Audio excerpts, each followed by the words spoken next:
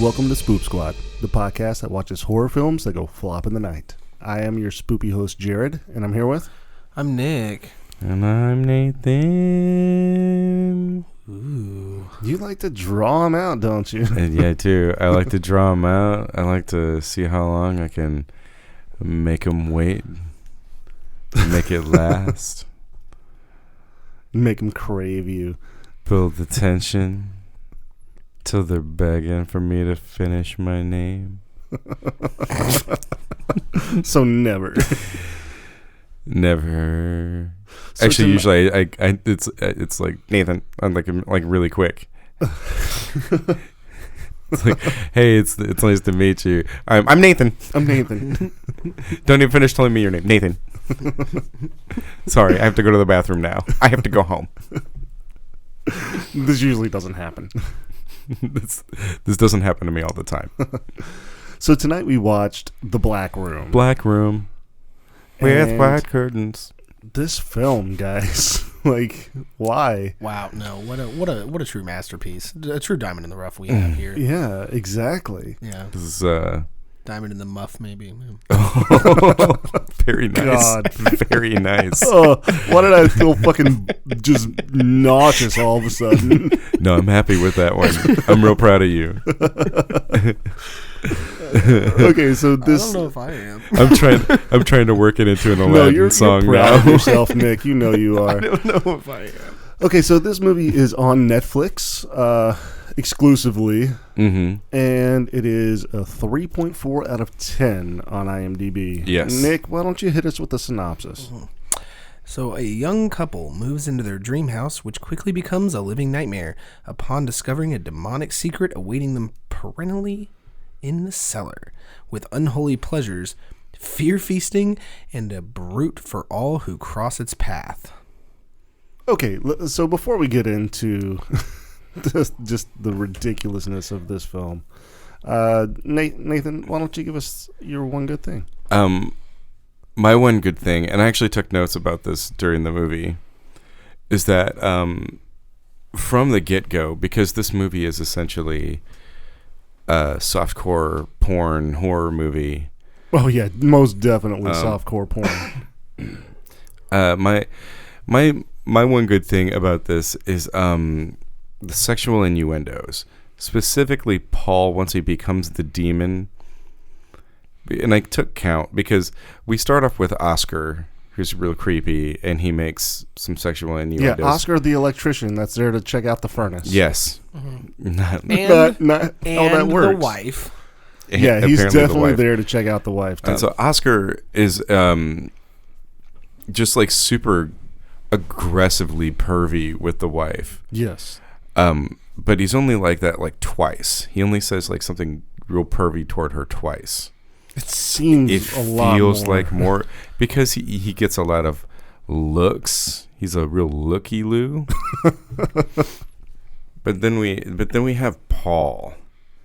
Paul who does it. Paul is the husband, and he has 3 things that he says before he gets possessed by the incubus. Once he becomes the incubus, I counted up to 9 things that he says before we hit like the womb of the house. Is what he referred to it as. Before we hit the womb of the house, wherein since this is my second time watching this movie, I started to doze off. So Paul as the demon says 9 things, and they're not when you think they are. You know, you expected him to say like a whole bunch of stuff. They're after they finish recording the movie. Yeah. All of them. Yeah, all of them. No, it's just that you would expect him a lot of them to be when they're at the restaurant, but really he doesn't say a lot at the restaurant. Like half of his conversation is cut off because they're just cutting between the conversations. I mean, he gets some really pervy things out in the restaurant. Yes, but it's the things that he does is mostly like things that he like is physically doing when he's finger fucking that cup. Yeah, God, which is one of my most favorite ridiculous moments in this movie. Oh no, that part's great because It definitely opened itself up to someone to say, "I'll have what she's having." Yeah. Well, let's get going on the one good things though, because we can get into these ridiculous fucking moments later on. So your one good thing, Nathan, is basically how he says these fucking innuendos. Yes, it's just how the dialogue specifically is designed for him to be super pervy. Oh yeah, for sure. Well, since y'all are looking at me, it must be my turn. Well, no. Okay, Jared, you go. No, Nick. Okay. What's your one good thing? Okay, I'm gonna go.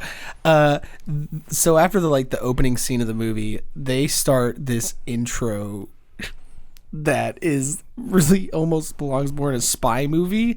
Oh yeah, like a spy fucking hentai movie or something. Yeah, I'm thinking almost Mission Impossible is when we first were starting this. And it first pops on, I was like, "This reminds me of Mission Impossible," and I have expected the little thing to be burning across the bottom, and there would be cuts of scenes from the movie.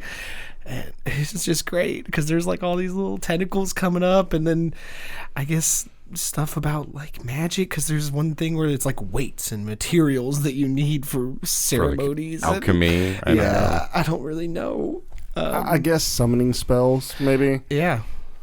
The occult shit. I don't know. It's just fucking weird. It's really... The whole intro is just god awful. Yeah. And it was great. So I guess my one good thing is how the movie ends. And how that ends is we get a fucking thriller moment. And I love it. She's laying on the bed. Underneath Paul, who is now a normie. Paul, who is no longer the incubus. And she looks straight at the camera, and her eyes turn from normal into the red demon eyes that you've seen Paul with the whole movie. And it's uh-oh, thriller. It's pretty great. It's a wonderful way to end it, I think. Plus, it makes me think that they have hopes for a second one.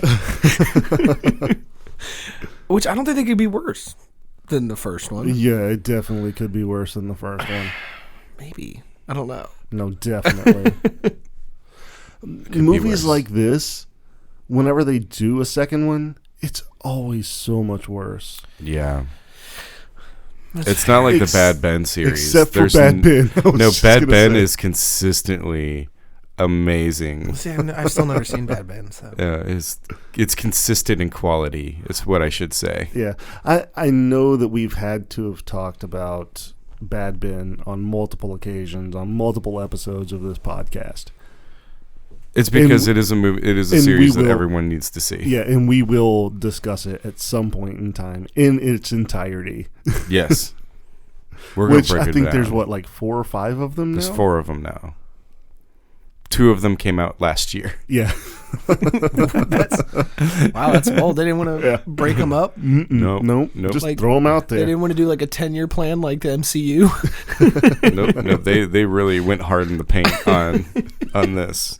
They did. Well, their viewers wanted more. I guess. Well, I think just they wanted to do more. They're probably just somebody's watching them. And it's me and Jared. Yeah. It's we watched them 400 times. And they're people keep loving them. All these people keep watching it. It's just me and Jared. Do you guys wear Bad Ben merch while you watch it? Are you oh my god, oh man, we should. No, I'm looking it up right now. How do we sidetrack this fucking hard? Welcome to the podcast. We haven't even made it to the deaths. Speaking of, Nick, why don't you go ahead and give us a kill breakdown? This seems like a good time. All right, so there are 5 characters that die on top of a bunch of other people that just kind of get knocked out pretty quick. I have 6. Well, 6 plus 6 with one of them being the group. Am I missing? Because I have the Oscar electrician is the first one to die, pretty quick in the movie. Yeah. The electrician that's there to fix the furnace. Yeah. Then a bunch of hippies die at this party they're having where the actual incubus And one of them looks like Manos Hands of Fate. Yeah. Okay. Like the cult leader. I don't know enough about him to like have an actual like image in my head, but I'm definitely gonna Google it in a minute. So yeah, that's when the incubus actually gets free. Then Karen, the sister of I cannot think of her Jennifer. name. Jennifer. Then we get Who was Thriller at the end. This is true. She was, yeah. Karen was such a Karen. Leo the plumber. Then we get Howard the horny friend. I thought you were going to say Duck. Nope. No. Howard the Duck. Who is also a horny character. Mm-hmm. Might have been more fun with Howard the Duck. I don't know. Everything's better with Howard the Duck. And then we get Stacy, and I'm quoting this from the movie, the frigid bitch. Yes. So that's 6. You said 5, right? I have 5. If you include all the hippies, then it's more than 5. But 5 actual characters that die.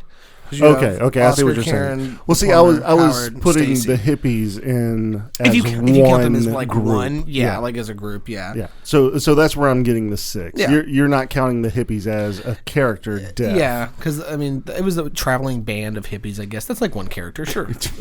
Traveling band of hippies. Did you just create a backstory for these hippies? Yes, they're a traveling band of hippies. I'm gonna go down the conspiracy path again. In the 70s, when roving bands of hippie cultists roamed the world,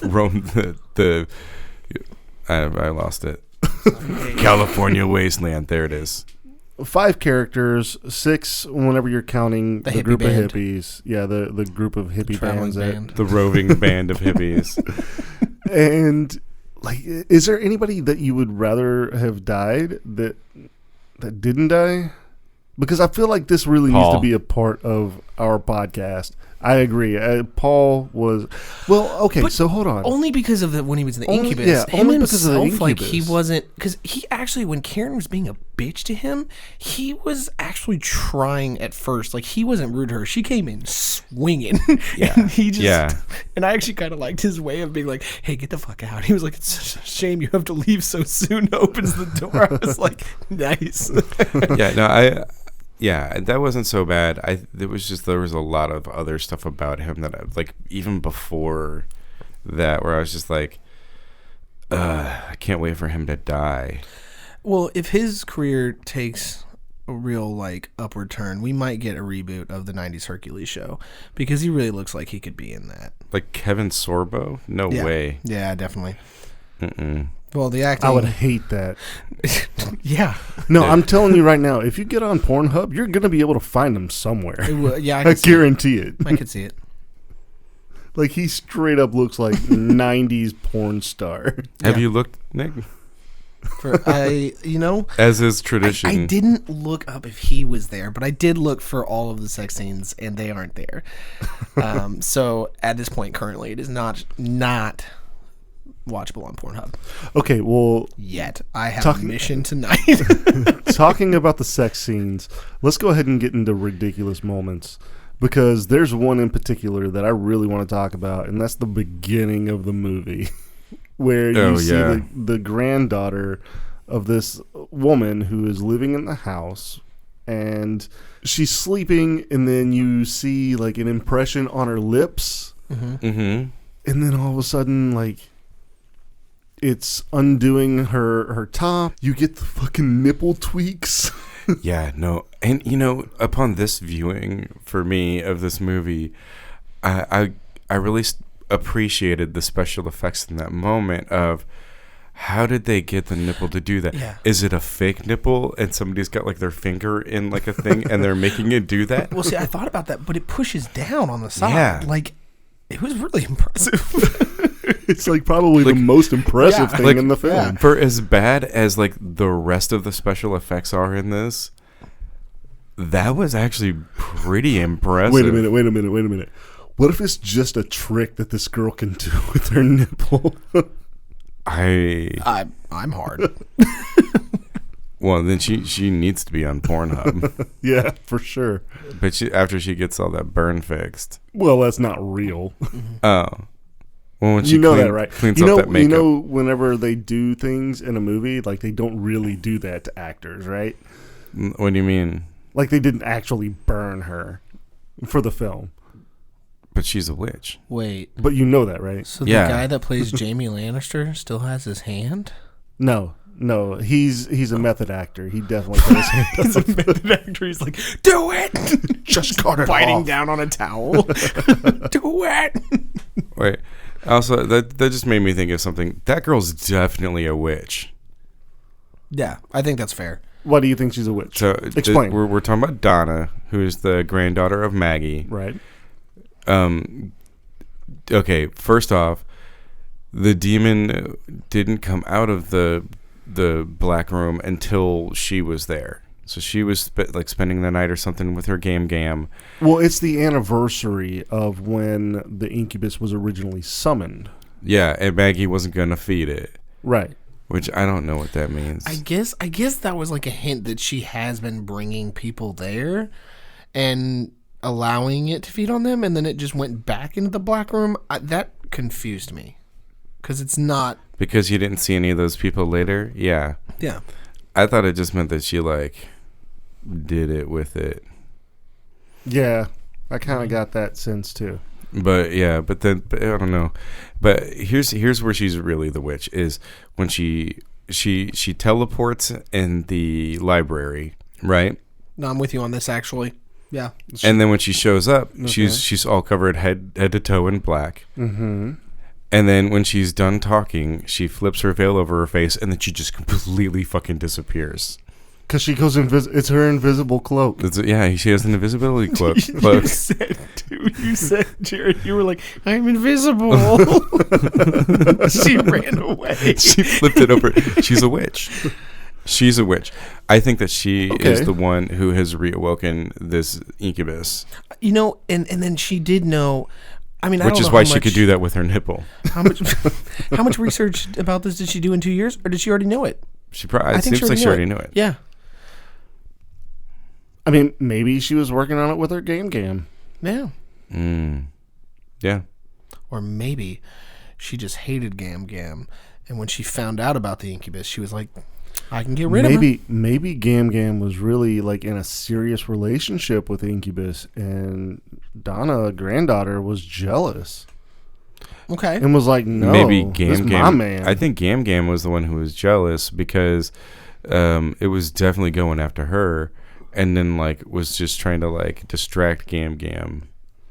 Yeah, it was definitely trying to distract Gam. Which, by the way, that whole scene was hilarious because as it starts getting it with the daughter Donna, or the granddaughter, The witch. The witch. It holds Gam down, and then just is like, you know what? Now that I'm getting it with the daughter, panties are off. You can do what you want. You can come at me with this plate that is going to stop me. Fucking ashtray. That's a fucking ashtray. She just comes at it with an ashtray. But here's the thing. I mean, Incubus likes to get caught in the act. Yeah, Well, that was the only exhibitionist. time he got caught, right? No, but he was definitely into exhibitionism. No, there's the time because Gam comes in to the bedroom of Donna, the granddaughter, and is like, put your clothes on. Well, but I'm saying that's the only time he got caught. Other than that, maybe he learned his lesson after that. I don't know. Well, I mean, he definitely got caught at the end of the movie. Well, but that was part of his plan. I think he was a natural born tactician. Mm-hmm. No, I don't. Not at all. I was really interested to see where this went. I really thought about it. I was like, but I can't sell this because he was not. Because he's not. No. Yeah. No, he is also, for an incubus, he's real bad with the ladies. He was getting turned down left and right. Yes. The only time that he got with the ladies is when it was overly aggressive. Well, I love that his way is he's like, I will give you the most explosive pleasure of your life. And I would love to see a guy at a bar actually say that to a woman, just walk up to her in real life and just say that. I want to see some guy say that to our friends and see them just get castrated on the spot. It would be great. I want to see one of our friends talk to a waitress and then start finger blasting his espresso. Oh my god, that whole thing was That was his espresso. ridiculous. It was freshly served. It Yeah. was so hot, and he just was sticking his finger in there like, I like it hot and Well, wet. he's incubus. Yeah, of course. That's one of his things. He likes it. He likes it hot Yeah. and wet, and wet. a little grainy. And the girl that he's focusing on is just losing it.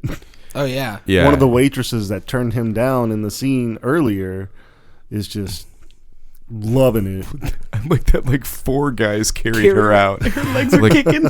Like Yeah. what is happening? Like 4 dudes just got up from the table and were carrying her out. I mean, if you look, the guy that's closest to the camera like looks back and he has the biggest fucking smile on his face. That made me laugh so hard. I was like, this is so dumb. But as much as that is a hilarious part of this scene, it's not the best thing yet. Oh no, it's not. We You're right. get even better. And Karen. no, I'm talking about back boobs. Oh, back boobs. I want my boobs back. I love that. That's what she says. Well, no, okay. Here's the setup. She walks up to him. She goes, "Is there anything I can get for you to drink?" And he looks at her boobs and he goes, "Milk." Like, We don't carry milk here. Sorry, he's but just- those two things popped into my mind. God, it was so gross. it was just so bad.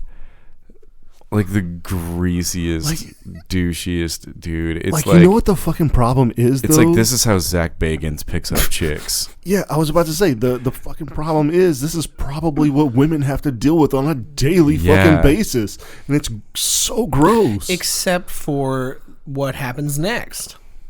Because I don't think that's ever Where- happened in reality. Where her boobs shrink, And then appear on her back. and then she runs to the bathroom, and she just yells in the mirror, "I want my boobs back," and then they immediately start growing on her back. Yeah, she got them back boobs. Do you think if she said, "I want my boobs front," they would have regrown up front? I want Was it my magic? boobies back, boobies back, boobies back, boobies back. I Maybe want she's my a boobies witch. back, boobies back, boobies She's back. How Just- many witches? It's a coven. It's a and they coven were of witches. hunting Yeah. down. I've got it. They were hunting down the roving band of hippies. They just couldn't find exactly where the incubus was until Donna went in and Gam Gam and all that whole situation happened. So We found it. We did it. got it. We found the much more interesting movie. Once again, we have found the more interesting movie. Yep. Leave it to Nick for his stupid fucking I would like to conspiracy. say it was a. Yeah, it was this is a team joint effort. Yeah, because I he feel brought like up it the is. witch. We're holding hands now, Yes. so everyone knows. Fucking sweet. Okay, so let's talk about Karen a little bit more, and like her interaction with Paul. Are you talking about the last interaction, or I'm talking about her last interaction with Paul I When- love the when way she was he walks alive. in. when she was alive? Yes. yeah? When- Dude walks in with his shirt off. Yeah. He's like, All, I need like, to talk flexing. to you, Karen. And she's like, can I help you? And then he just starts taking his pants off. And I love that she's like, oh, stop. And then she looks at his dick and is like, I see what my sister sees in you. Deformity. Deformity. There's the door. Get out. Elephant man. Yeah, that's right. She She's did call him an coming up, elephant man.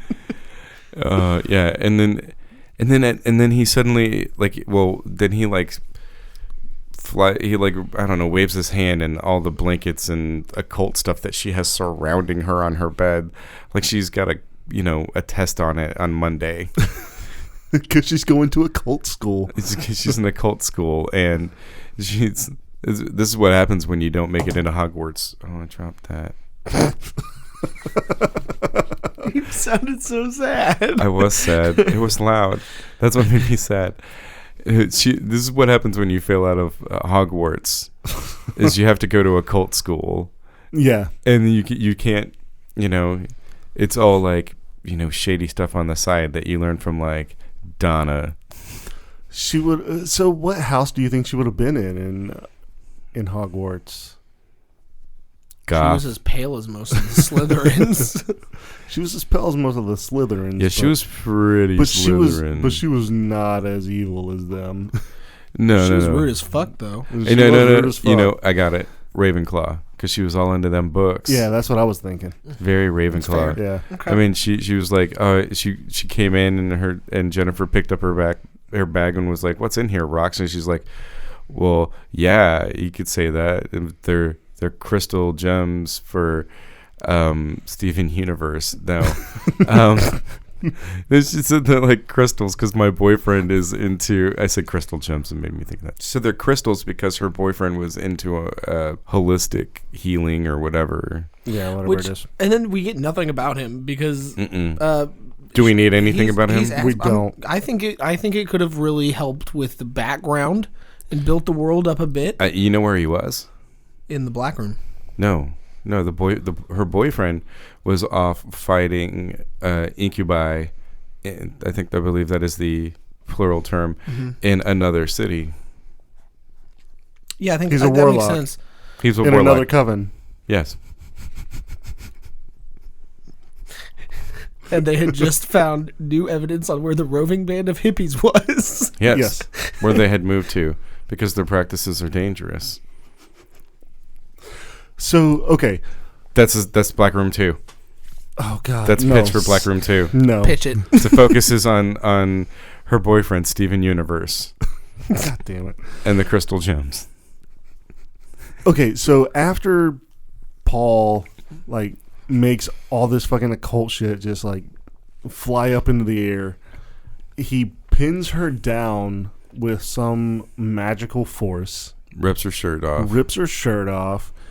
And then we get, this huge, demon cock.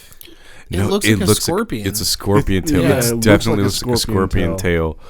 But it's up behind him. And he also, to emphasize how horny he is, he grows horns.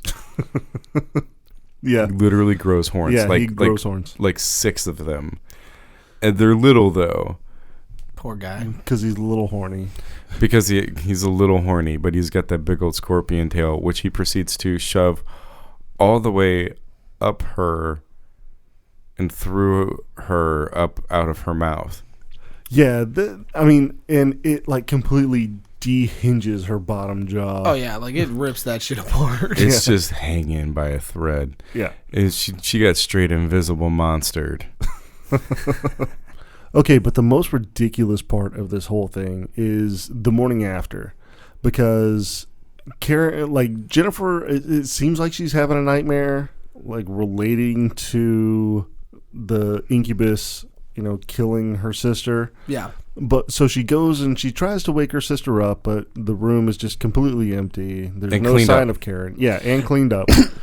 And so Jennifer goes downstairs. She finds Paul cooking eggs. A lot of eggs. Oh, yeah. We're talking 15 eggs that he is scrambling Yes. Well, for a very long time. he had to replenish after the previous. Got to get night. that protein. Yeah. Got to carb up. He had a whole loaf of bread too. So Jennifer asks Paul where Karen is, and he just looks at her and says, "She came and went." That Not good. Except that's I really that's don't one think, of those things that Nathan really I don't think she came. liked. Apparently, I'm gonna be honest. I don't think that no, she came. I no, don't think so. no, No, not I'm at gonna all. say no. No. Nobody came. There's no juices, but blood. Blood, yeah. Just blood. Which, like you said, just got cleaned up, all gone. Bed was completely made, and there was a lot of blood. What's weird is it got sucked up by the house, and then her ex-boyfriend grew up out of the floor, who happened to be Paul's brother. Just kidding, that's Hellraiser. I'm glad you now know that reference. Yeah. So what are some of the other ridiculous moments? Because I have a couple. I like the so when the plumber shows up to fix the washing machine. Yeah.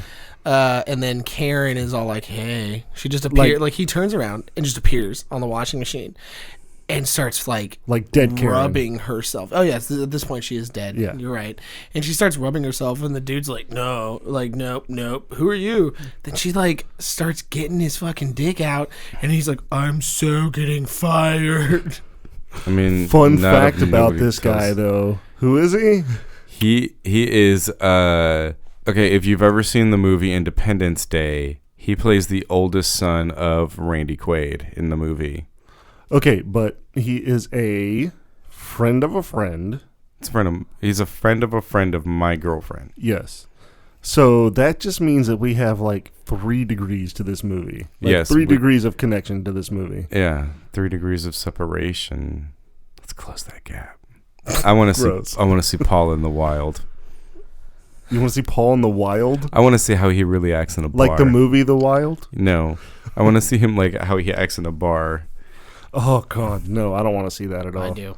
Like he strikes me as somebody that like it's like they were like, okay, we want to find someone who does not have a great face, bad hair, but like ridiculously big pecs and abs, and is really tall. Like Very he looks tall. like he's like 6'3", 6'4". Yeah, he seemed pretty tall. What's the tallest actor we can get to play this part? The guy from Big Fish. Ewan McGregor. No. Oh.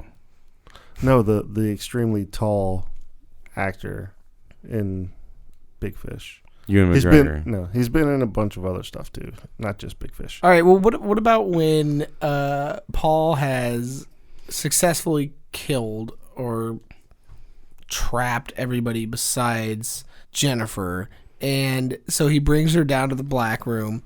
And you mean the womb? The womb of the back Now it's black the womb. The black womb. And with white curtains. like, then he is like, he has the frigid bitch up on the wall, and he's like, sexual repression is the most powerful energy if it can be harnessed. And then she starts like dying and kind of like she's orgasming. Yeah, like everybody who's there now has an umbilical cord now attached to them, and it's attached to this big pulsing ball in the middle of the room with like one area that has this very sheer like rubber plastic on it, and whoever is in there has on these terrible rubber gloves with like long fingers, and they're like rubbing. They're like T-Rex gloves. Yeah, they're like rubbing it. Yeah, it's like it's like that Vine where somebody opens their mouth and somebody sticks a T-Rex hand glove in their down their throat. It's just like that. And they're just rubbing it. Like they got it all lubed up and ready to go and rubbing it. And it's just like, this is just terrible. This is when the movie just... Well, and then they get out because she bites off Paul's umbilical cord. Uh-huh. And then they're like, how do we get out? Because they can't open the door to the black womb. So Jennifer says, well, when you're in labor, you have to push really hard. And she sticks the umbilical cord to the door, and then it blows the door off the hinges. Yeah, I have no idea what that even means. Now, they don't know what it means. I'm not a fucking doctor, but I'm pretty confident when you're pushing during labor, it is not the umbilical cord that you were like. No. That is not how the baby. That's not the how umbilical it works. cord has no muscles whatsoever. No. Yeah, I mean, I'm like, look, man, hey, it's just wrong, and it was so bad. Like, okay, what about Howard and his... The duck. Yeah, Howard the Duck. oh God. His, like, weird attempts to get Paul to record having sex with his wife. Or to that's like the second wife one. swap. Yeah, he wanted a wife swap Yeah, first. he wanted to wife swap. Which is rude, because his wife was a frigid bitch and wouldn't have sex with Paul. Yeah. So why would you wife swap knowing that your friend's not going to get laid? Because you're going to get laid, Nick. But that's not nice. What a shitty wingman. Howard's a shitty friend. Well, that's Yeah. true. Yeah, he wasn't there was nothing. Usually when there's like a friend like that in a movie, the guy has something that's sort of redeeming about him. Howard had 0 things redeeming about him. Absolutely 0. And Stacy had 0 things redeeming about her. She was just awful constantly. Yes. Yeah. The best thing that happened, the best scene with her in it, is when Paul, as the incubus, waves his hand. He says, Howard says, you got a hot bod, let me see it. And he like waves his hand and her dress falls off. And then she immediately squeals and falls down the stairs and knocks herself out. And then I love that he tells his like minions, prepare her. And then you just see the little shitty hands grab her. Yeah, they're little we're demon talking like hands. Halloween Yeah. store rubber It's hands. so bad. Well, no, they're not rubber hands. They're just hands that are painted red with like stick-on No, black some of them are fingernails. actually like rubber hands because you can see how they don't quite fit just right. Mm-hmm. It was just bad. It's bad. Yeah. It's all bad. One of the final ridiculous things that I can think of is when Jennifer is trying to call the realtor Yeah. and she fucking picks up a landline phone. This movie was made in 2017. Yes. And she's picking up a fucking landline phone. This like pastel colored phone, plastic phone that like, yeah, I probably had a phone that was not too far off from this when I was like, I don't know, 12 Yeah, in the 90s. in like 1992. like 25 years ago. Oh, that made me feel real old just then. You're welcome. Yeah. But yeah, I mean, not only do they have one landline in this house, which Paul uses his powers of I don't know what kind of fucking powers he has. That would be telekinesis. Pull out powers. Yeah. That's exactly what it was. It was Ooh, pull out powers. Pull out Yes, those are powers. pull out powers. Yep. Let's roll with this. What are the powers that Paul has? Scorpion dong. Mm-hmm. When he shape gets- shifting. When he gets really horny, he gets the little horns on his head. Yeah, shape shifting. He's got the power to make women orgasm by finger blasting an espresso. Has the power to make back boobs. Power to make back boobs. Which was, like, out of everything in this movie is why. Well, you know, when, I mean, he does have telekinesis whenever he's choking the guy at That's the true. cafe. that's true.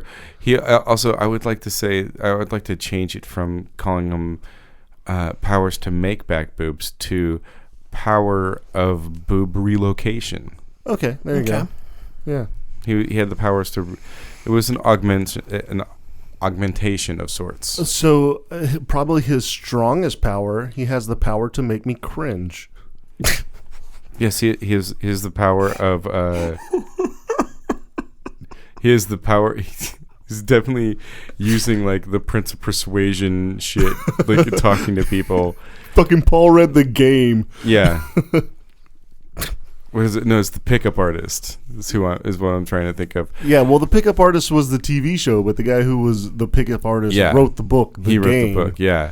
What was his name? Sway or something weird I like don't that. fucking Style. know. Style. And then Mystery was the guy that taught him because I've read that book and I fucking love it. Of it's course so you have, fucking Nick. funny. Of course It's you have. hilarious. It's just. That's where Nick gets his peacocking skills. It's true.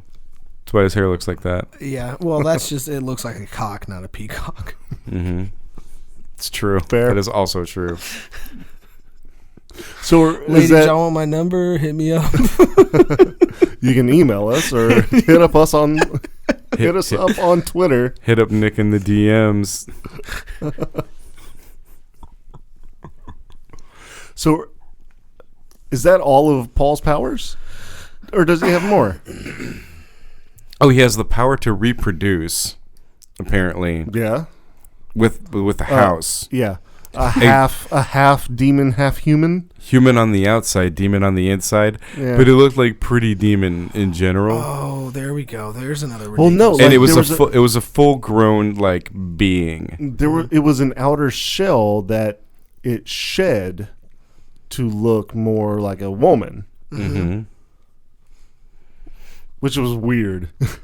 Well, I also love that when this thing is walking up, Jennifer had just grabbed a knife, and Paul's like, "Oh, a knife?" And she's like, "It's better than nothing." Like, yeah, dude. Like, what are you just gonna be? Nah, like, just don't grab a weapon to defend ourselves. He just, it's like, yeah, I'm so mad at my wife for some reason that just saved us. Like, Yeah. dumbass grabbing a knife, and then of course, she kills this thing. With a knife, with a regular kitchen knife. Yeah, Yeah. because what does she say? Well, she says, because the succubus is like, no one will be able, no man or woman will be able to resist my powers now. And then she's like, I can, and stabs it, and it says, what is it? Because one thing you didn't think about is humans are easy to kill or something. Yeah, something along those lines. Just terrible. Just bad dialogue all around. Yeah. That's around the time I started fading. And then at the end, when Jennifer ends up being this thing somehow because of the like thriller ending where her eyes Maybe glow. It's because she stabbed it. She got it, like some of its blood on her, and then it seeped in through her skin, and then that's how it passed. It's an sexually transmitted disease. This is our third episode about STDs. Okay, guys. Let's find more movies about STDs. Oh, I'm sure they're out there. Okay, I really can't talk about this movie anymore. Let's just get to the fucking ratings. Yeah. Nathan, just give us your rating. Going into this, I wanted to give it like a half skull, but I'm gonna give it 0. I just can't. Like most of these movies, I would watch again with a friend.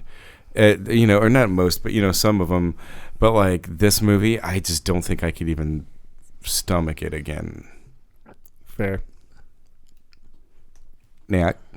Yeah, I'm not going to give it a skull because it was horrible. I don't even want to say more about it. I don't know. It's just, it was painful. That's it. I'm good. I don't even want, no, that's it. That's all it deserves. No skulls. Hey, Jared, what's your rating? Yeah. Give it to me. Give it to me. Give it to me hard. Yeah. Okay, so raw. First, I wanna. Are you gonna give us that bone? No, hold on. I want to say this: there are a few entertaining portions of this movie. It is not like completely void of entertainment. No. With that said, I am going to go ahead and give this no skull because it is overall just a terrible fucking movie. Mm-hmm. Even with the small bits of entertainment that it does have. Yeah, it's a Thai food fart. It has a little bit of entertainment, and that little bit of entertainment does not equal enough to actually watch this movie. Yes. So I would say avoid this at all costs. Avoid the Noid. So, hey, Jared, what's our next movie? Our next movie is going to be Gnome Alone. Ooh. I'm sold just by the name. This sounds fantastic. So this movie has... Vern Troyer. Oh, yeah. Yes. I'm excited. This is going to be fantastic. Yeah. Yeah, I'm pretty pumped. It's going to be fun. Oh, my God. That sounded really sarcastic, but it wasn't.